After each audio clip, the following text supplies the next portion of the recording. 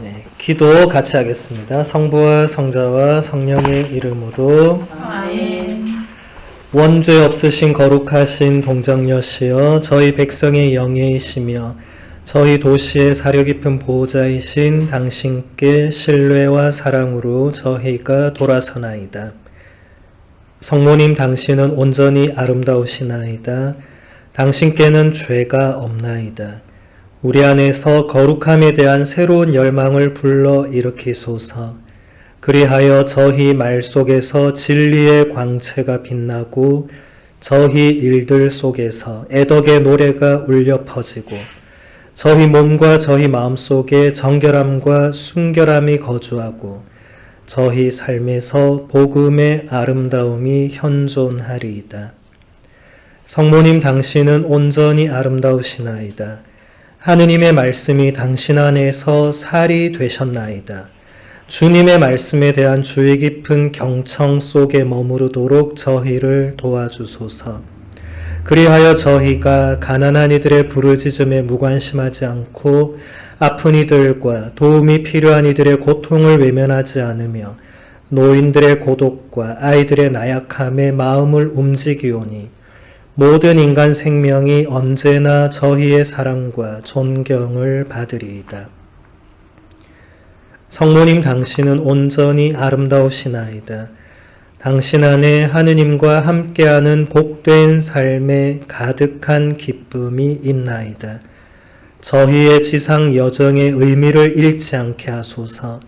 그리하여 신앙의 빛이 저희의 나날들을 비추고 희망으로 위로하는 힘이 저희의 걸음들을 바로잡아주고 사랑의 불붙는 열기가 저희의 마음의 활기를 돋우며 저희 모두의 눈이 참 기쁨이 있는 곳 하느님 안에 고정되리이다. 성모님, 당신은 온전히 아름다우시나이다. 저희 기도를 들어주시고 저희 청원을 허락하소서. 그리하여 예수님 안에 있는 하느님의 자비로운 사랑의 아름다움이 저희 안에도 있어 우리와 이 세상을 구원하는 신령한 아름다움이 되게 하소서. 아멘. 예, 이 기도는 교황님께서 만드신 원죄 없으신 성모님께 드리는 기도입니다. 인간 중에서는 예수님을 제외하고 원죄가 없는 유일한 분은 성모님이시죠, 그죠?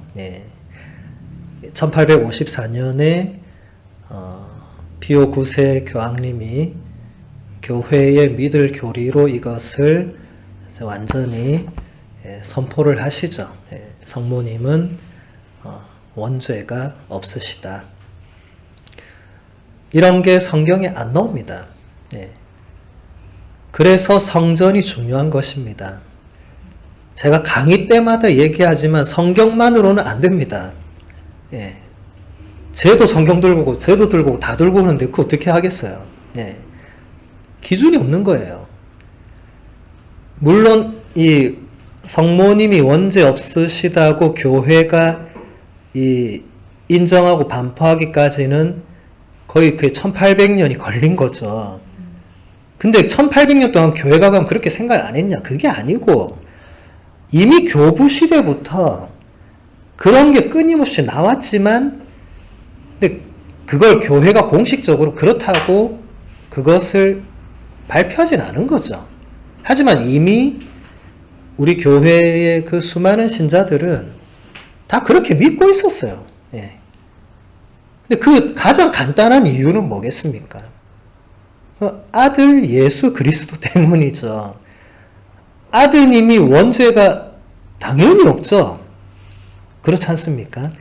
근데 원죄라는 게 부모에게 이게 전해져서 가는 건데, 물론 성모님은 이 정상적인 부부 관계를 통해서 아들을 낳지 않았기 때문에 원죄가 전달되지 않았을 수도 있다고 그렇게 주장하면 다 이단됐습니다. 성모님이 원죄가 있는데 남녀 관계없이 낳았으니까 전달이 안 돼서 아드님은 원죄가 없다. 다 이단됐어요. 그렇게 생각한 사람도 있었던 겁니다. 근데 교회는 또 교부들은 그건 아니라고 했어요. 그런 존재로 하느님이 성모님을 선택한 게 아니라고. 예. 근데 그 어떤 교부도 성모님이 원죄가 없다 이렇게 이 문장으로 쓰지는 않았습니다. 근데 그 내용을 읽어보면 그게 다 그 원죄가 없다는 얘기였어요. 예. 그 성모님의 그 특별한 그 거룩함에 대해서 교부들이 얘기를 하는데 결국 그 근원은 아들 예수님에게 있는 거고 또 구원 역사에서 성모님의 그 독특한 그 특별한 위치와 그 역할을 아무도 대신할 수 없죠. 그렇죠? 그러니까 그게 이 원죄가 없는 상태의 그런 은총의 상태까지도 이제 간 거죠. 이 묵상을 하고 하면 할수록 성모님이 그냥 평범한 시골 처녀가 아니었다는 것을 교부들이, 교회가 깨닫게 된 거죠. 그런 거에 굉장히 집중했던 성인이 바로 아우구스티노 성인입니다. 물론 아우구스티노 지금의 원죄론에 가장 결정적 영향을 끼친 분도 아우구스티노 성인이죠.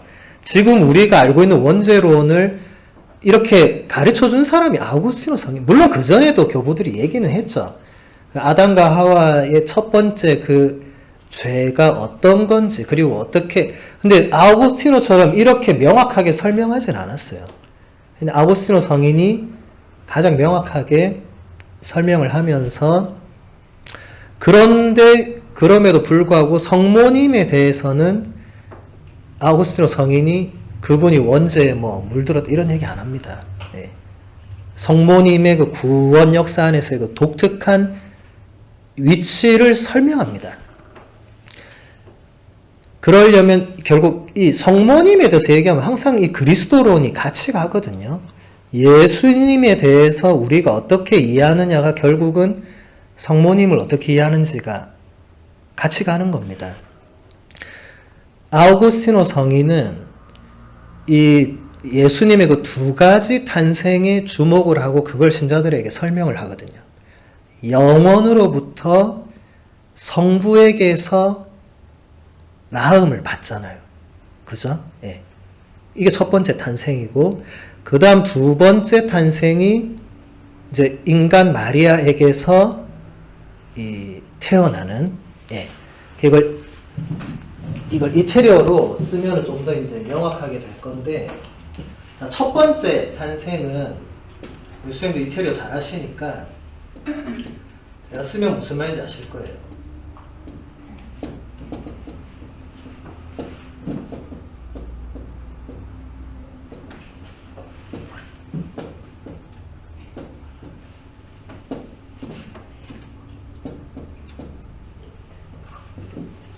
네.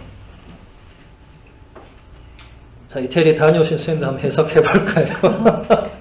자, La generazione eterna del verbo dal padre. 예.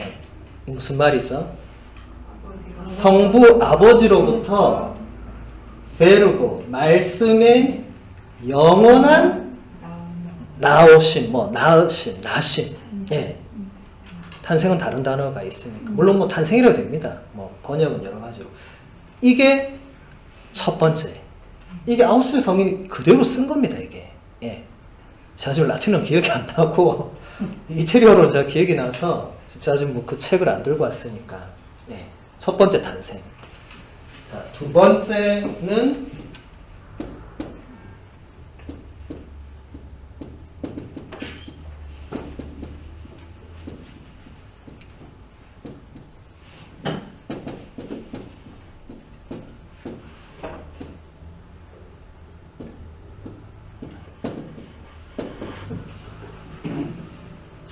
La nascita temporale di Gesù da Maria 이렇게 되죠. 두 번째 탄생. 근데 이 단어들의 대비를 보시면 이게 아우구스티노 성인이 뭘 강조하고 있는지가 드러날 겁니다. 그죠? 예. 첫 번째는 제네라치오네입니다. 첫 번째는. 예. 예. 성부 안에서 나오신 거예요. 예. 이 다른 이걸 그 나시다로 표현하기가 그래 되면 이게 아리우스처럼 됩니다. 아리우스가 예수는 태어난다고 피조물로 창조됐다고 이래 가는 겁니다. 그러니까 단어 선정이 대단히 중요합니다. 특히 고대에는 단어가 세분화되지 않았던 시기이기 때문에 더 그렇습니다.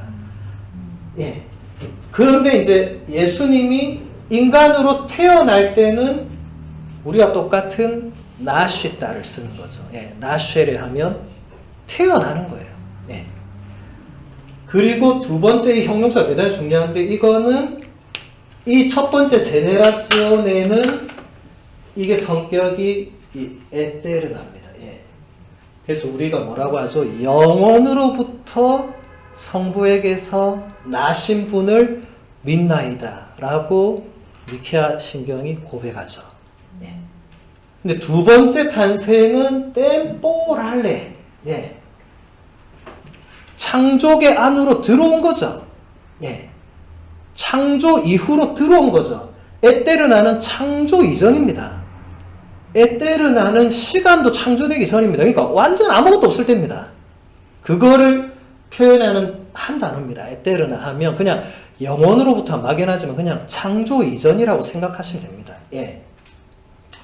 근데 템포랄레 하면 시간 안으로 들어온 겁니다.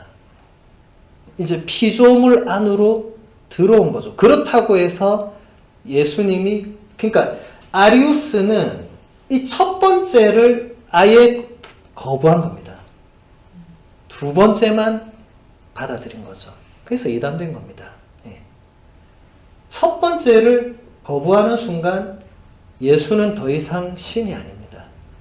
인간만 되는 거죠. 예. 이제 예수란 이름 이제 영원으로부터 계실 때는 예수가 아니라 말씀이었죠. 그죠? 요한복음 1장에 나오는 그 바로 한 처음에 말씀이 계셨다는 바로 그 베르고 그 로고스입니다. 근데 이제 지상에 태어날 때는 가브리엘 천사가 명령한 대로 이름을 예수라고 하라고. 이게 무슨 뜻입니까? 하느님께서 구원하신다는 뜻을 가진 히브리어죠. 그죠? 여호수아, 여슈아, 예수 다 같은 말입니다. 예. 누구로부터 다 전치사 다 하면 예, 누군가로부터 첫 번째 탄생은 예, 성부로부터 두 번째 탄생은 예, 마리아로부터 아우구스티노 성인은 여기서 좀 더 나가서 첫 번째 탄생은 이제 여기 제가 좀 쓰면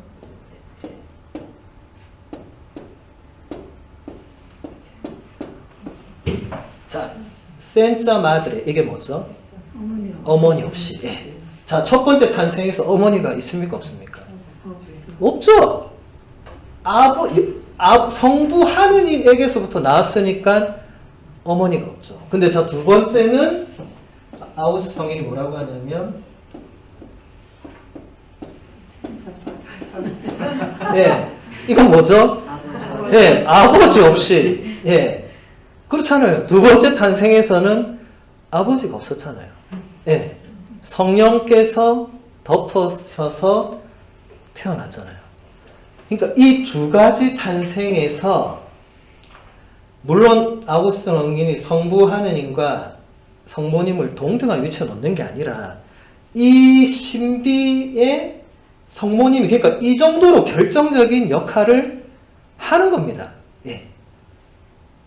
어머니 없이, 마들이 없이 영원으로부터 베르보의 이 나오신 이 첫 번째 탄생과 이 두 번째 마리아로부터 이 예수님이 이 템포랄레 시간 안으로 들어오신 이 살이 되신 아까 살이 되셨다고 예, 하신 그 탄생의 센자 빠들의 아버지가 없이 예, 나신 이 두 가지 다 신비죠, 신비 그죠? 예. 그래서 이 신비의 이 도구가 되는 마리아는 이 중요한 게 여기서 또 하나 중요한 게 항상 붙는 수식어가 예, 베르진의 마리아. 아우구스티노 성인은 뭐라고 하냐면 마리아는 천사가 오기 전에도 베르진이었고 천사가 와서 말할 때도 베르진이었고 예수님을 잉태하고도 베르즈네였고 예수님 낳고 나서도 베르즈네였고 계속 베르즈네였다. 그럼 나중에 어떻게 되는 거죠? 평생 동정이 되죠. 그죠? 예. 물론 아우구스티노 성인이 마리아를 평생 동정이라고 말한 적은 없어요. 근데 그게 그 말 아니에요. 예. 그러니까 지금 우리가 성모님에 대해서 말하는 건 다 교부들이 이런 작업을 해놓은 거를 그대로 가져간 겁니다. 원죄 없이 잉태되신 것도 마찬가지예요. 그 근원이 되는 성경 구절은 딱 하나 있습니다. 가브리엘 천사가 성모님한테 와서 했던 첫 마디. 은총이 가득한 이여. 예. 라틴어로 그건 뭐 너무 쉬운 단어니까. 예.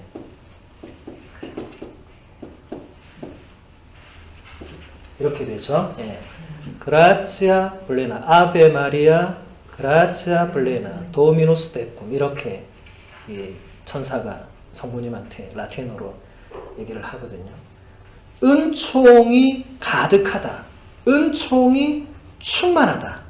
교부들은 이게 무슨 뜻일까에 집중했습니다. 그 시골 처녀가 지금 은총이 충만한 게 뭐예요? 지금 뭐 아버지 어머니가 잘 살고 집에 돈 많고 뭐 먹을 걱정 없는 그게 은총이 충만한 거예요? 아니죠. 그런 차원을 말하는 게 아니라고 교부들은 해석했고 이것이야말로 마리아라는 이 동정 마리아가 영원으로부터 계신 이 베르보를 본인의 태중에 받아들일 수 있는 유일한 도구로서의 무언가를 나타내 준다고. 예. 근데 이 유일한 도구가 원죄가 있고 죄가 있고 하면 이게 될 수가 없는 거죠. 예. 그거는 안 된다는 겁니다, 이게. 그 어떤 교부도 이 정도까지 나갔으면 이 마리아는, 그리고 동정이 어떻게 계속 낳고도 동정이 어떻게 되는 거예요? 이 신비에서 계속 마리아는 그 신비 안에 있는 겁니다. 은총이 가득하다, 은총 충만하다. 이거는 비록 마리아라는 존재가 인간이고 시골 처녀고 그렇지만 단순하게 그냥 그런 시골 처녀가 아니고 이미 나중에 교부들이 이렇게 보니까 이 신비가 하느님의 은총이 이분에게는 끝까지 간다. 왜냐하면 이분이 아까 뭐라고 했죠? 예수님과 완전한 일치를 처음부터 끝까지 이루고 있다고. 네. 이것 때문에 성모님한테 이런 모든 게 가는 겁니다. 네. 그래서 결국 원죄가 없고 나중에 승천하고 이런 모든 후대에 반포된 그 우리 교리들이 사실은 이미 교부 시대, 교부들이 이미 신학적인 작업은 다 끝내놓은 거죠. 네. 그래서 이 도식을 잘 기억하시면 좋겠습니다.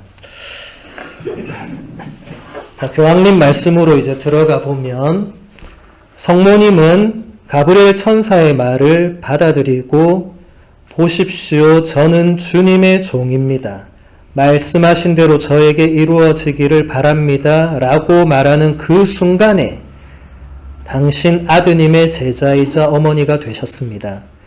이 이루어지소서라는 응답은 그냥 수락한 것이 아니라 미래를 향한 신실한 개방이며 희망입니다. 성모님은 당신이 어떻게 어머니가 될 수 있는지 모르셨지만 신비에 완전히 자신을 내맡겨 기다림과 희망의 여인이 되셨습니다. 성모님의 응답이 피앗이죠. 그건 우리가 뭐 몇 번 봤고. 근데 이 피앗이 그냥 알겠습니다. 이 의미가 아니라고. 예. 네가 그래 잉태하고 낳을 거. 예, 이게 아니라고. 예. 그렇게 생각하면 안 됩니다. 피앗 단어 우리 전에도 한 봤잖아요. 그게 그냥 나오는 피앗이 아니에요. 예. 엄청난 피앗입니다. 교황님이 그걸 이렇게 설명합니다. 미래를 향한 신실한 개방이며 희망을 말하는 거다. 예. 미래는 앞으로 올 일과 시간들이죠. 신실한 이 단어가 정말 중요합니다. 우리 전에 신실한 단어 우리 한번 봤죠, 그죠? 라틴어 피델리스. 예, 이게 하느님이 그 디모데오 2서 그 2장 19절 20절에 나오는 그 구절. 하느님은 언제나 신실하시기 때문에 그런 당신 자신을 부정할 수 없다고. 예. 근데 성모님도 완전히 신실하게, 예. 하느님께 대한 신실함에 완전히 신실함의 여인이었다. 그렇게 자신을 하느님의 뜻에 열어 맡긴 그 희망의 피앗이지 그냥 예 그렇게 하세요. 이게 아니라는 거예요. 예. 그렇게 생각하면 성모님에 대해서 정말 잘못 알고 있는 겁니다. 그 문장을 제대로 이해를 못한 거죠. 예. 같은 단어라도 의미를 자꾸 파고 들어가야 됩니다. 예. 그냥 피앗 한다고 그냥 예스 이게 아니에요. 예. 엄청난 의미가 있는 겁니다. 그 모든 하느님의 계획에 따른 어려움과 놀라움 앞에서도 성모님의 희망은 결코 흔들리지 않으십니다. 희망의 여인이신 성모님은 이를 통해 희망이란 주님의 시간이 무르익을 때까지 들음과 관상, 인내로 양육되는 것임을 우리에게 말해 주십니다. 이 희망에 대한 굉장히 아름다운 정의입니다. 희망이라는 게 그냥 뭘 바라고 나중에 어떻게 되겠지 하고 막연하게 기다리는 게 아니라 주님의 시간이 무르익을 때까지 들음, 관상, 인내. 제가 맨날 지난번 베네딕토 교황님 할 때도 이 세 가지 요소가 있다. 이렇게 뭔가 세 가지로 교황님이 정의하시는 거는 가장 핵심적인 것을 뽑아낸 거거든요. 네. 우리가 희망이란 단어를 앞으로 말하고 쓰고 뭔가 할 때는 주님의 시간이 무르익을 때까지 들음, 관상, 인내로 양육되는 게 희망이다. 이게 성모님의 일생을, 성모님의 존재를 그대로 표현해 주는 것이기도 합니다. 네. 주님의 시간이 무르익을 때 아주 아름다운 표현이죠. 바오로 사도가 갈라티아서 4장 4절에서 이렇게 말하죠. 때가 차자 하느님께서는 여인에게서 이 아드님이 태어나게 하셔서 율법 아래 있는 우리를 속량하고 때가 찼다. 이게 주님의 시간이 무르익을 때. 때가 찼다 이 원문을 보면 이게 때가 충만하게 된 게 왔다. 이 피에네자란 단어가 들어가거든요. 저 템포랄레란 단어도 쓰지만 그게 피에나, 플레나. 그 충만함에 이르렀을 때 뭔가 하느님이 하신다는 겁니다. 그 전까지는 기다려야 되는 거죠. 때가 무르익기 전에는 뭐가 하느님께서 성급하게 이렇게 하시지 않는다는 겁니다. 그래서 우리는 들음, 뭘 듣는 거죠? 하느님 말씀이죠, 그죠? 관상, 또 인내로 계속 양육되어야만 하고 성모님이 그렇게 사셨다는 겁니다. 골고타에서는 모든 것이 정말 끝난 듯 했습니다. 어떤 희망의 불씨도 남아있어 보이지 않았을 것입니다. 성모님도 그 순간에는 수태고지의 약속을 기억하면서 이렇게 말했을 수도 있습니다. 아무것도 이루어지지 않았어. 나는 속은 거야. 하지만 성모님은 이렇게 말하지 않았습니다.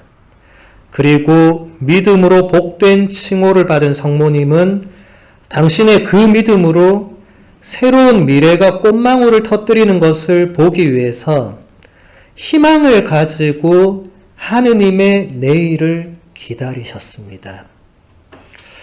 진짜 아름다운 표현들이 계속 나오고 있습니다. 예수님이 당신의 순환과 죽음과 부활을 제자들에게 예고했죠. 몇 번 했습니까? 3번이나 했죠. 근데 성모님한테는 몇 번 했습니까? 한 번도 안 했습니다.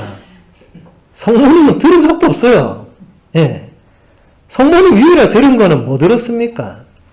아기 예수님을 성전에 봉헌할 때 시메온이라는 나이 많은 예언자가 당신의 마음이 칼에 꿰 찔리듯이 아픔을 겪을 거라고.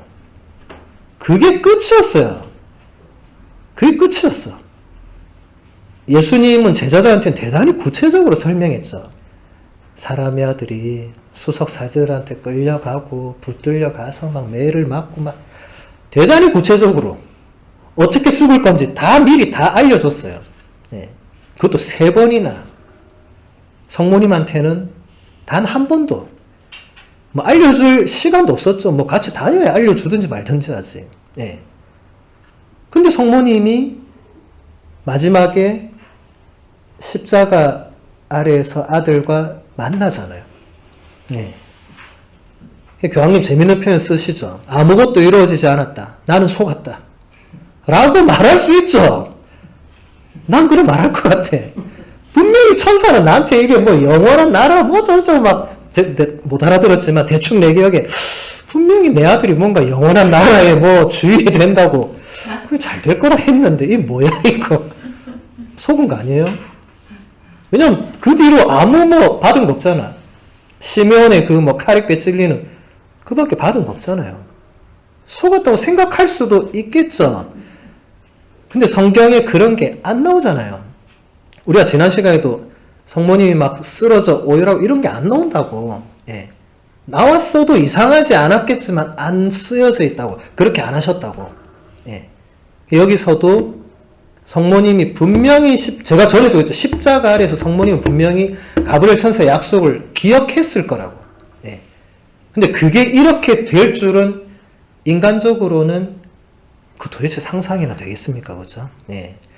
그런데도 제가 그때 뭐라고 했습니까? 성모님 그 순간에도 그 쉼발로를 하고 있었을 거라고.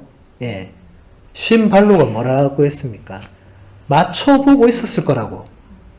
천사의 예고와 시메온의 그 예고와 지금 이 상황이 그게 어떻게 해서 이 하느님의 뜻과 맞는지를 그 순간에도 끊임없이 맞추어 보고 계셨을 거라고. 이게 희망 없이 가능한 일입니까, 수녀님? 미래에 뭔가 하느님이 무언가 다른 뭔가를 보여줄 거라는 희망 없이 그 순간 쉼발로가 가능한 거예요? 절대로 가능하지 않습니다.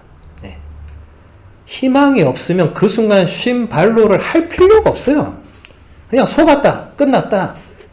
하느님께 원망 저주를 퍼붓고 이제 비극적 엔딩으로 막 내리면 끝나는 거죠, 뭐.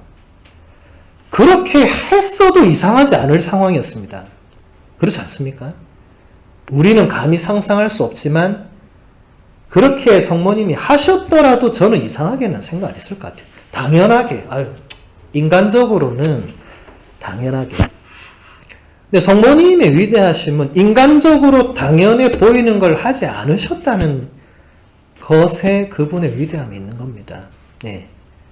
교황님이 그 포인트들을 이 아름다운 표현을 쓰신 거고, 성모님은 당신의 그 복된 믿음으로 새로운 미래가 꽃망울을 터뜨린 걸 보기 위해서 희망을 가지고 그 순간조차도 하느님의 내일을 기다렸다.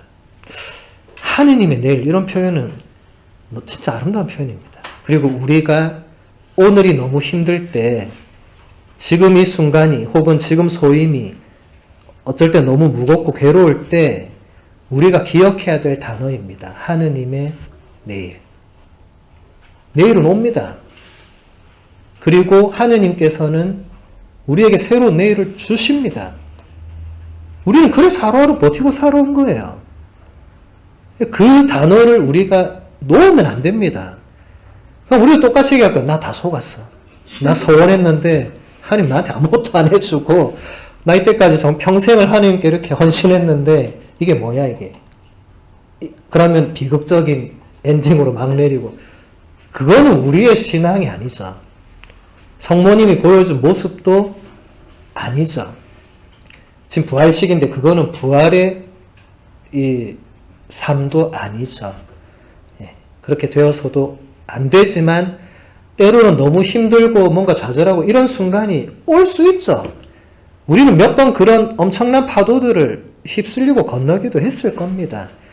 근데 그 순간에도 이 하느님의 내일, 이 단어를 수녀님들이 그 순간 기억하시면 그 순간을 이겨나가시는데 분명히 도움이 될 것입니다. 거룩하신 동정녀는 믿음의 여인이시며 자신의 마음과 계획 속에 하느님의 자리를 마련한 분이십니다. 그분은 아들의 선물 안에서 때가 차는 그 사건을 포착할 능력을 지닌 신앙인이십니다. 이 충만함 가운데 하느님은 인간이라는 겸손한 길을 선택하시어 구원 역사의 고랑 속으로 친히 들어오신 것입니다. 이 때문에 성모님 없이는 예수님을 깨달을 수 없습니다. 계속 아름다운 표현들이 계속 나오고 있습니다. 성모님은 자신의 마음과 계획 속에 하느님의 자리를 마련한 분이다.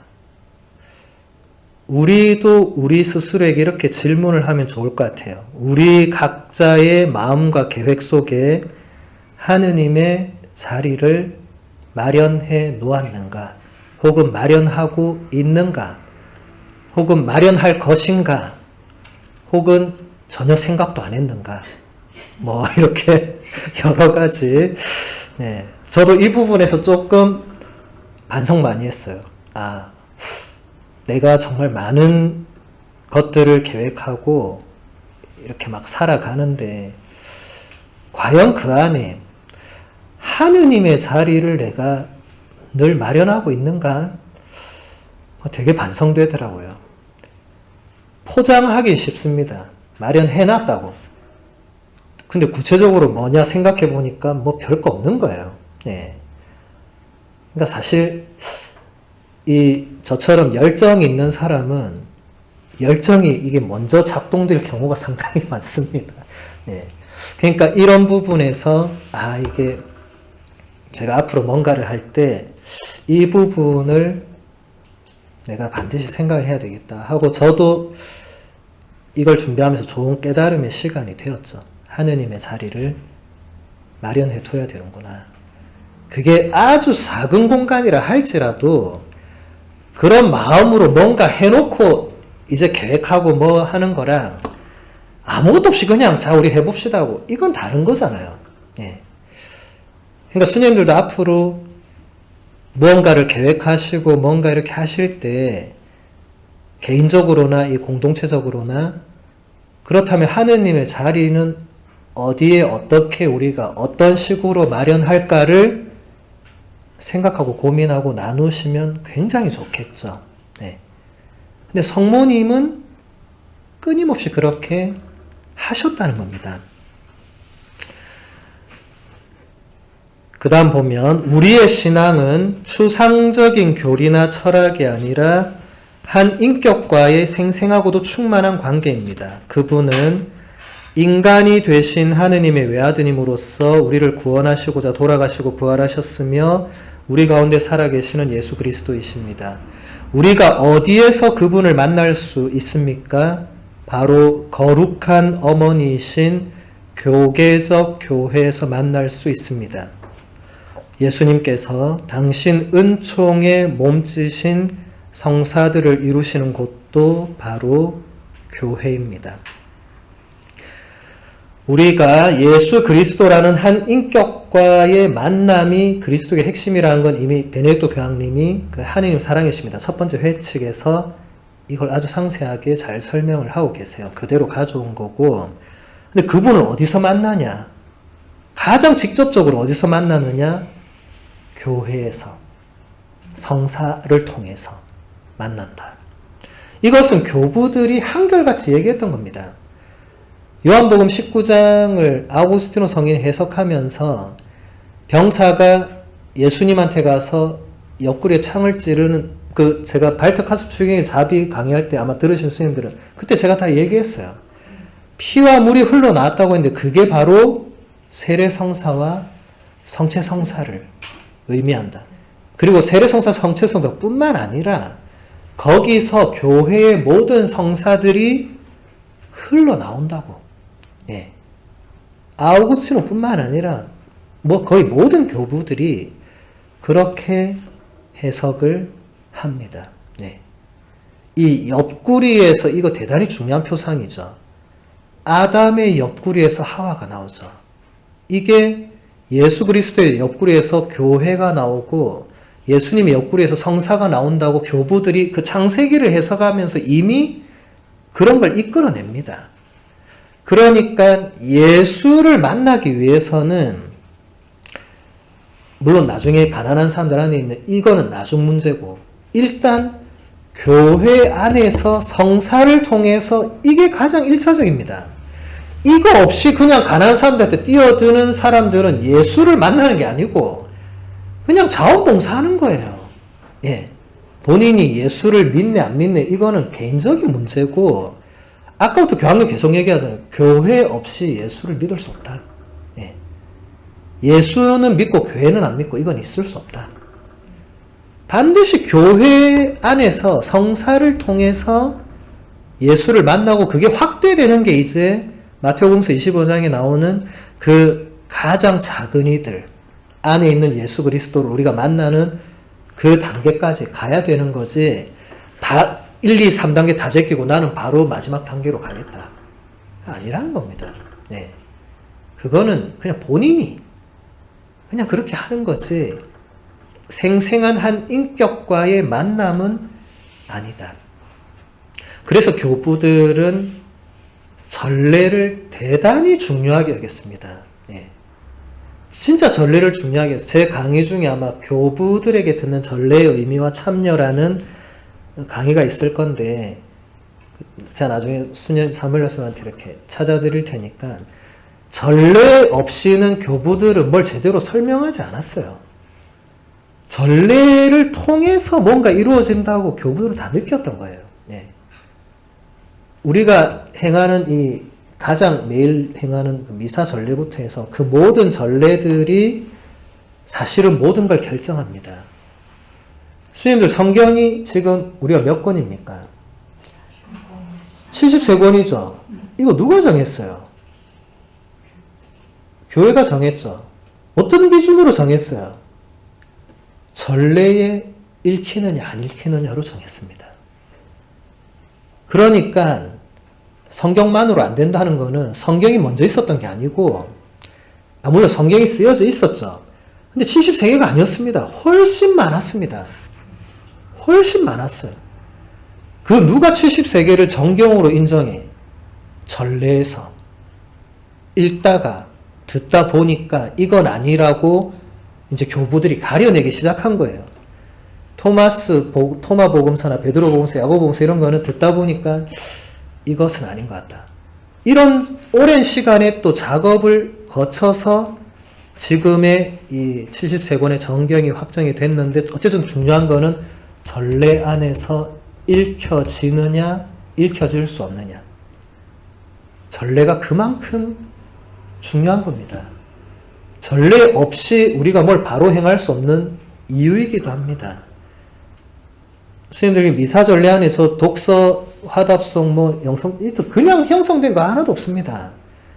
특히 감사송 이런 거 저거는 진짜 어마어마한 전통입니다. 그게 다 이런 교부들의 이런 신학과 신앙이 녹아 들어있는. 제가 예전에 그 강의할 때 제가 예수님께서 십자가에서 아버지 당신 손에 내 영혼을 맡긴다고. 예. 오늘 감사송에 그게 그대로 아버지에게 그걸 맡긴다고. 예. 그 같은 단어입니다, 그게. 그런 단어 하나조차도 전례문에 그냥 들어가는 게 없거든요.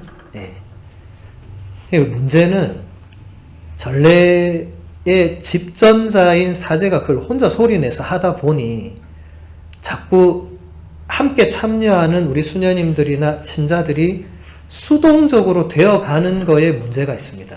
예. 그걸 같이 바쳐야 되는데 같이 안 바치는 거예요. 그거는 신부님 부부니까 신부님 혼자 하고 우리는 그때 가만히 있는 거예요. 예. 그러고 우리 부분에서 목청껏 노래하고 막, 예. 그거 아닙니다. 전례는 처음부터 끝까지 우리가 다 함께 참여하는 거예요. 사제가 혼자 하는 부분은 왜 혼자 하는 거예요? 신자들 처음부터 끝까지 그거 어떻게 하겠어요? 그럼 다 같이 책 보고 줄줄 읽어야 되는데 전례는 또 그런 건 아니잖아요. 예. 하지만 제가 감사송 읽을 때 수녀님들이 마음으로 그것을 그대로 따라하고 같이 기도하고 되뇌이고 그 의미를 생각하고 할 수 있는 거잖아요. 전례에 능동적으로 참여할 수 있죠. 그게 막 춤을 추고 이렇게 하라는 게 아니고 내가 그 순간에 얼마나 그 안으로 들어갈 수 있느냐 이 부분은 다른 겁니다. 네. 선생님들 한 번의 미사를 봉헌하더라도 자꾸 수동적인 존재로 나를 바깥으로 내몰면 안 됩니다. 네. 그 전례에서 수동적인 사람은 있을 수가 없습니다. 다 함께 참여하는 거예요. 네. 이 부분은 대단히 중요합니다.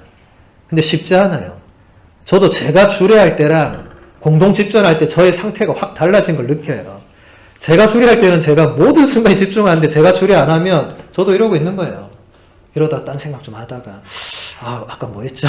이러다가 저도 그래 되더라고요. 신부 때도 누가 주례하고 있으면 저는 가만히 있는 거예요. 네, 이게 잘못된 거죠. 저도. 네. 그러니까 수녀님들도 그런 부분에서는 전례에 더 능동적으로 들어가야 되고 거기서 우리가 예수님을 만날 수 있다고 제 교황님이 분명히 얘기하는 겁니다. 다른 데서도 만날 수 있죠. 예수님을 만날 수 없는 곳은 없죠. 그런데 가장 먼저 본질적으로 우리가 예수라는 생생한 인격을 만나는 곳은 전례 아닙니다. 성사들이 집전되는 성사가 결국 전례를 통해서 집전되잖아요. 성사는 전례 없이는 하나도 집전될 수가 없습니다. 그래서 전례가 그만큼 중요합니다. 원죄 없으신 동정녀 마리아의 잉태 소식은 다음과 같은 말로 요약할 수 있습니다. 모든 것이 하느님의 대가 없는 선물이다. 모든 것이 은총이다. 모든 것이 우리를 위한 하느님 사랑의 선물이다. 가브리엘 천사는 성모님을 은총이 가득한 이여라고 부릅니다. 성모님 안에는 죄를 위한 공간이 없습니다. 하느님께서 영원으로부터 성모님을 예수님의 어머니로 미리 선택하시어 원죄로부터 보호하셨기 때문입니다. 이것이 프란치스코 교황님의 원죄에 관한 아주 깔끔하고 명쾌한 설명입니다. 예. 원죄 없이 인생이 무슨 말입니까? 라고 누가 물으면 이대로 얘기하면 됩니다. 모든 것이 하느님의 대가 없는 선물입니다. 모든 것이 하느님의 은총입니다. 모든 것이 우리를 위한 하나님 사랑의 선물입니다. 그 선물의 가장 명확한 표지가 성모님이고 성모님이 아무런 죄도 없이 심지어 우리 모든 인간에게 보편적인 원죄도 없이 잉태되었다는 바로 그것입니다. 라고 말해주면 되는 겁니다. 네. 그리고 여기 교황님 말씀대로 하느님께서 영원으로부터 성모님을 예수님의 어머니로 미리 선택하셔서 원죄로부터 보호하셨습니다. 끝.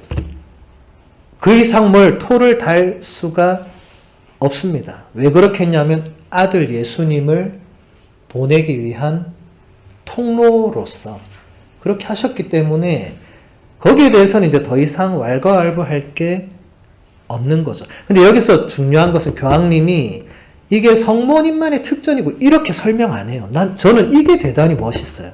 네. 성모님만을 위해서 이렇게 설명하는 원죄를 설명하는 책들도 꽤 있습니다. 근데 그것도 맞습니다. 성모님은 충분히 그렇게 될 그런 존재십니다. 근데 지금 교황님은 그게 아니고 모든 것이 하느님의 대가 없는 선물입니다. 네. 너무 멋있지 않아요? 네. 저는 이 교황님이 이럴 때 사목적인 교황님이라는 게 딱 드러나는 이걸 교리적으로 신학적으로만 설명하기보다는 그 듣는 대상들에게 원접싱태의 성모님은 우리에게도 뭔가 보여주는 게 있다는 것을 잊지 않고 설명하는 굉장히 멋진 분이에요. 이런 것은. 참된 신앙인이신 성모님께 우리는 이렇게 물어볼 수 있습니다. 어머니의 그 신앙은 어떻게 생겨난 것인가요? 성모님의 신앙의 첫 번째 요소는 죄의 매듭을 풀어버리는 것입니다. 제2차 바티칸 공의회는 이레네오 성인과 여러 교부들의 말을 인용하여 이렇게 말했습니다. 하와의 불순종으로 묶인 매듭이 마리아의 순종을 통하여 풀렸습니다. 처녀 하와가 불신으로 묶어놓은 것을 동정녀 마리아께서 믿음을 통하여 풀어주셨습니다. 교회 헌장 56항을 인용하셨습니다. 제가 아까 교회 헌장도 69 부분 수행들 꼭 찾아서 읽어보라고 제가 권고한 게 지금 교황님이 이제 이런 식으로 계속 인용하면서 그게 근데 공의회의 독자적인 의견이 아니라 이미 이레네오 성인, 교부들의 이미 이런 신학 사상을 거기 다 흡수해서 이 하나의 헌장으로 만들었다고. 네. 성모님은 두 번째 하와이십니다. 그리고 첫 번째 하와가 불순종으로 묶어놓은 그 매듭을 순종으로 풀어내신 참된 하와가 되는 거죠. 이게 교부들이 이렇게 다 한 겁니다. 사도 바오로가 로마서 5장에서 첫 아담 그리고 두 번째 아담 예수 그리스도 이 부분에 그대로 착안해서 성모님을 그대로 설명한 거예요. 신약 성경에 이런 설명은 나오지 않습니다만 교부들이 이렇게 설명했기 때문에 동등하다고 우리는 간주합니다. 성경과 성전은 하느님 계시의 동등한 원천입니다. 이게 우리 가톨릭 교회의 믿음입니다.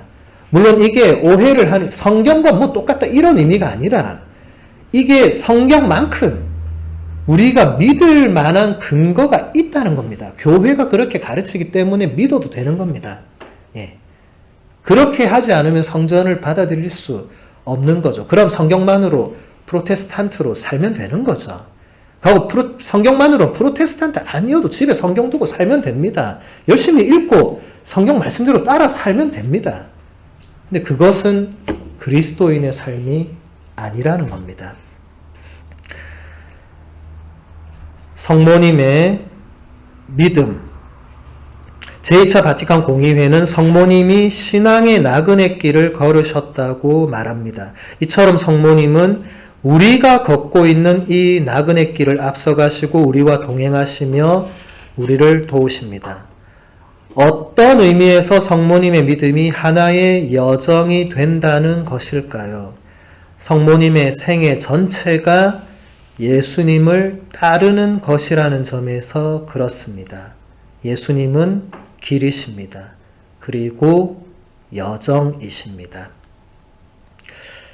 우리 성모님의 믿음이 지금 여기서 교황님이 설명하시는 게 가브리엘 천사가 그 잉태할 때 성모님이 믿음을 잉태했다고 교부들이 이제 설명하는데 그 순간으로 끝난 게 아니고 자, 그 다음에 골고타에서 그 순간으로 끝난 게 아니고 처음부터 끝까지 이게 여정으로 계속 걸어나가는 어떤 하나의 여정이지 성모님이 그냥 정말 특별하게 그 순간순간 뭔가 믿음으로 이게 아니라는 겁니다.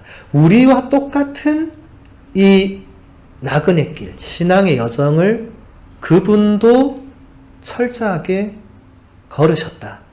뭐 심지어 예수님도 당신의 길을 걸으셨죠.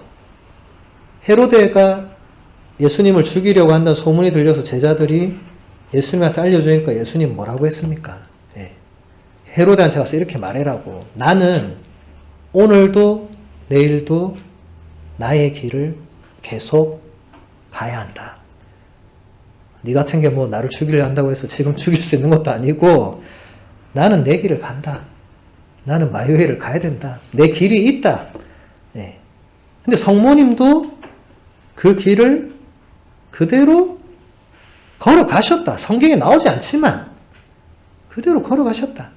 예수님과 함께 혹은 예수님이 가신 그 길을 당신도 뒤에서 혹은 옆에서 걸어가셨고, 그래서 우리 지상에서 지금 이 나그네 길을 순례의 여정을 걷고 있는 우리에게도 성모님이 계속 우리와 함께 걸어가시는 분이시다. 그래서 교황님이 자주 사용하시는 단어가 이태리어로 깜미나레라는 단어를 많이 쓰거든요. 예. 깜미나레는 걷는 겁니다. 예. 근데 걷는 게 그냥 이 워킹을 말하는 게 아니고 어떤 여정을 걸어 나가는. 예. 그래서 항상 교황님이 이 깜미나레라는 동사를 쓰시면서 예, 아반티라는 말을 잘 쓰세요. 아반티는 뭐죠? 예, 앞으로. 예. 걸어갈 때 앞으로 걸어야지 옆으로 걷거나 뒤로 걷는 사람이 있으면 안 되잖아요. 예. 우리는 앞을 향해서 끊임없이 여정을 걸어야 됩니다. 예. 하느님의 내일을 보고 걸어야지, 아유, 내가 예전에 왜 그랬을까? 이러고 있으면 큰 여정을 걷는 게 아닙니다. 교황님이 그런 분들을 보고 뭐라고 하죠? 1년 내내 사순을 사는 그리스도인들이 너무 많다고. 1년 내내 그러고 있다고. 예. 앞으로 나갈 생각은 안 하고 1년 내내 내가 왜 그랬을까? 그거 안 된다는 겁니다. 예. 일어나라고 제가 지난번에 몇 번 일어나는 단어, 그 단어 수르제를 하면서 예. 일어나서 앞으로 가야 되는데 그렇게 사순을 살면 일어나지도 않고 앞으로 가지도 않는 거예요. 예. 그거는 가만히 있는 게 아니라 뒤로 가는 겁니다. 인간은 살아있기 때문에 앞으로 가지 않으면 그건 퇴보하는 거예요. 예.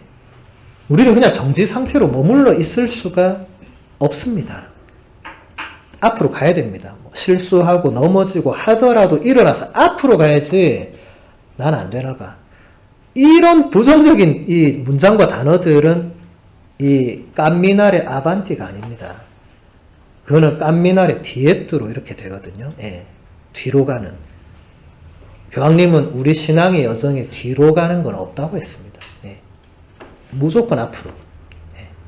가는 것이 우리의 신앙의 여정이 된다.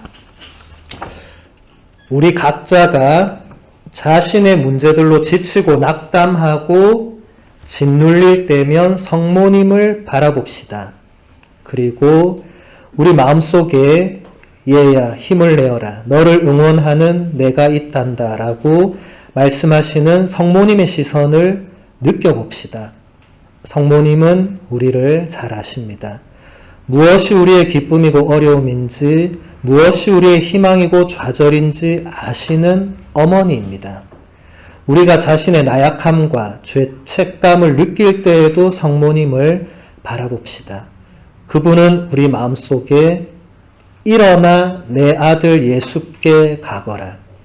그분이 주시는 환대와 자비로 다시 걸어갈 힘을 얻게 될 것이다. 라고 말씀하십니다. 여기서도 똑같은 요소죠. 일어나 가는데 어디로 가라고? 당신의 아들 예수님께 가라고. 그게 하느님의 내일과 지금 같은 단어죠. 예, 표현은 다르지만 같은 겁니다. 어쨌든 중요한 게 지금 계속 우리가 그 예전 강의도 반복되는 게 일어나서 가야 됩니다. 예. 앉아있고 누워있고 뒤로 돌아보고 이게 아니라는 겁니다. 뒤로 돌아보면 로세 아내처럼 소금 기둥이 되는 겁니다. 앞으로 가야 돼, 앞으로. 예. 선생님들, 이 지나간 과거, 이 구약성에 가장 많이 나오는 단어가 뭡니까? 예. 내가 더 이상 너의 과거를 기억하지 않는다고. 예.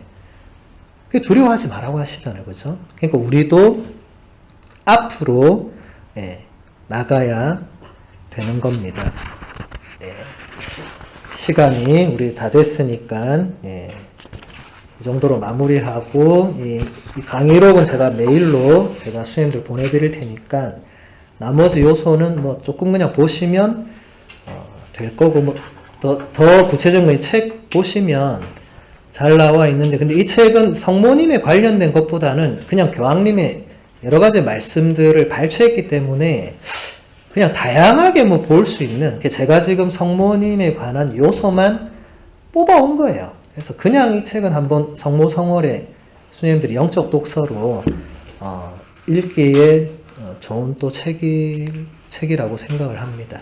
네. 그러면 우리 영광송으로 마무리하도록 하겠습니다. 영광이 성부와 성자와 성령께 성과 같이